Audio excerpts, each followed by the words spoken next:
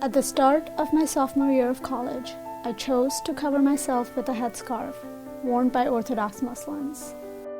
My courage to cover was partly evoked by a rising trend among co-eds from Islamic backgrounds to promote a positive image of Muslims.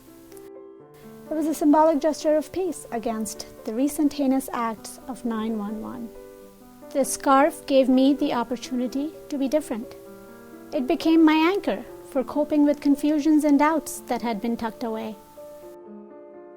The scarf identified my allegiance to an ideology while giving me a prepackaged individuality. Many of my peers appeared rooted in their cultural values, freer, less religious, and more refined, whereas I was dependent on traditions.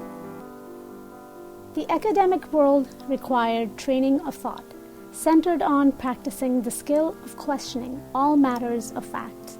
Nothing was sacred or off limits. It was during discourses with individuals that the fabric of my religiosity began to fray.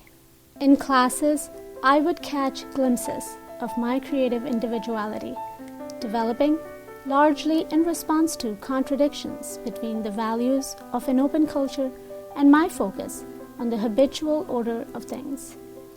Academia indirectly encouraged a critical evaluation of the theological reason for donning a headscarf, which exposed both my conditioned lifestyle, the effects of which I never questioned, as well as the scarf's ultimate needlessness. The freedom to live in my own terms provided the right conditions for intellectual exploration, consequently allowing me to develop a new habit of examination. This intellectual virtue of inquiring brought clarity, showing that my conditioned behavior was inherited from an ancient culture. I had never examined until then my intention to represent Islam's message of tolerance with a garment. Access to learning and exposure to the unfamiliar, what I once considered blasphemous, helped to unveil the female in me.